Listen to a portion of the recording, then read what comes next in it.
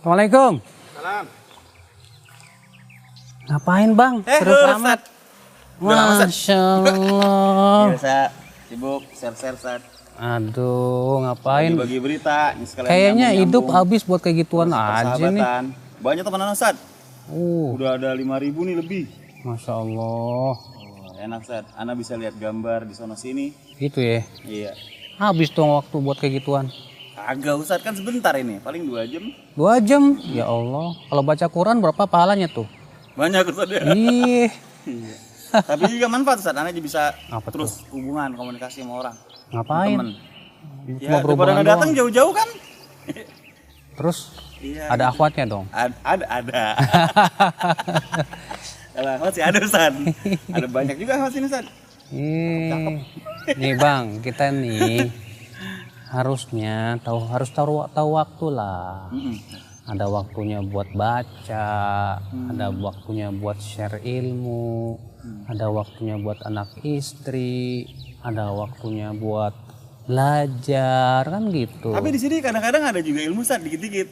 Iya sih betul. Tapi kan lebih manfaat kalau kita duduk di majelis taklim. Lebih manfaat lagi kalau kita baca buku para ulama. Sekarang kan kalau kita di situ, pertama kita ilmunya terbatas, cuma baca-baca. Itu memang sih manfaat betul. Terkadang situ ada ilmu-ilmu yang baru kita tahu gitu kan. Iya.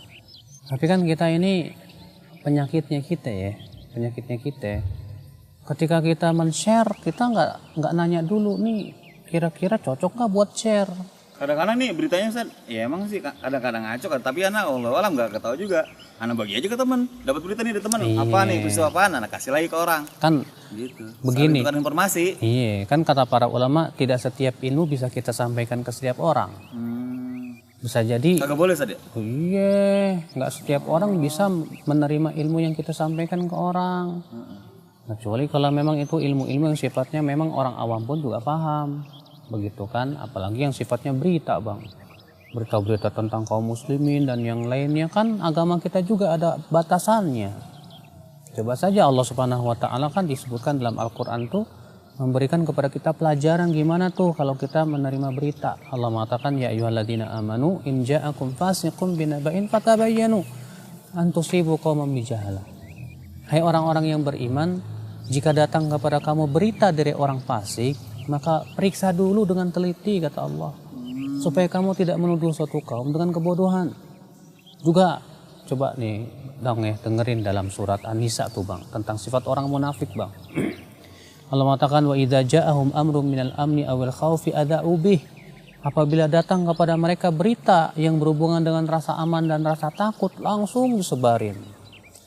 Lalu Allah mengatakan walau radduhu ila rasul wa ila ulil amri minhum la'alimahu alladhina yastanbitunahu minhum. Kalaulah mereka mengembalikan berita itu kepada rasul dan ulil amri di sini kata para ulama siapa ya? Ulama. Maka akan mengetahuilah orang-orang yang bisa beristimbat nih berita berhak nggak disebarin. Gitu. Makanya buka aib juga jadi Ustaz ya? Ya bukan cuma berita buka aib, tapi juga kan tidak setiap berita bisa diterima oleh setiap orang. Bisa saja berita itu sifatnya sensitif, bisa memprovokasi. Berita itu bikin orang kesal, geram, marah.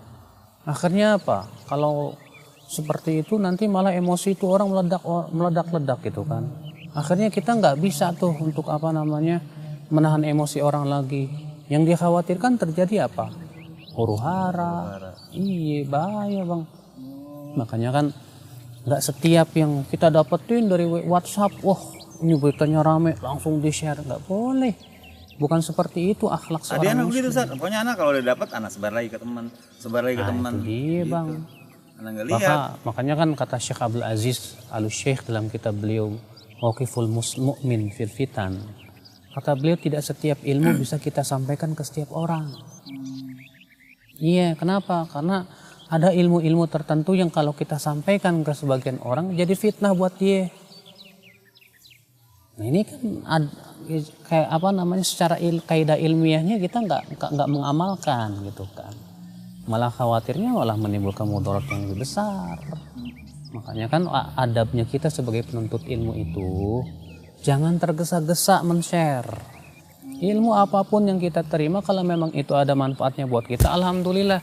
Tapi ketika kita mau menyampaikan ke orang, nanya dulu nih kira-kira buat teman-teman saya nih yang masih awam cocok nggak nih? Cocok apa kagak gitu. Iya.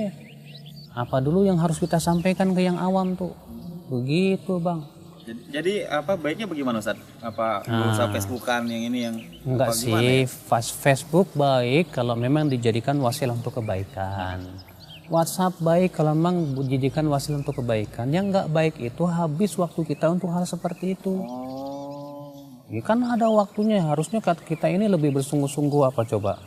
Taksil kata para. Apa sih taksil itu? Mendasarkan keilmuan kita, mengokohkan keilmuan kita. Gimana caranya? Nuntut ilmu. Ada orang terkadang habis waktunya, wah apa namanya mengupload ceramah fulan tentang apa namanya pelajaran ini pelajaran itu, akhirnya dia merasa apa namanya dipanggil ustadz tuh ya. Iya. Terkadang Banyak kan itu. iya banyak tuh. Kayak ini. Akhirnya dia merasa Nah, dirinya kadang-kadang dia level kopas ustadz. juga Ustaz. Nah, itu dia. Sekarang tuh banyak LC. Iya. Tahu nggak LC? Iya. Lulusan apa? Itu bukan. Langsung ceramah. Bukan. Apa Ustaz? Itu langsung kopas begitu aja.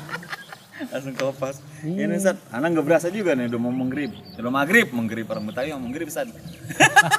Mau maghrib, udah mau maghrib nih. Iya deh bang, makanya bang ya. Nah, abis waktu anak juga ya? Iya, pokoknya kita ini harus tahu waktu lah. Kalau itu kalau ada tamu, jangan sibuk kayak ginian. Terus tamu dilayani.